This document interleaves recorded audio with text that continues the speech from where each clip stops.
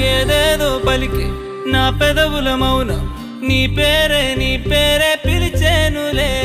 నీ పిచ్చితోనే అల్లాడే ప్రాణం నిన్నేలే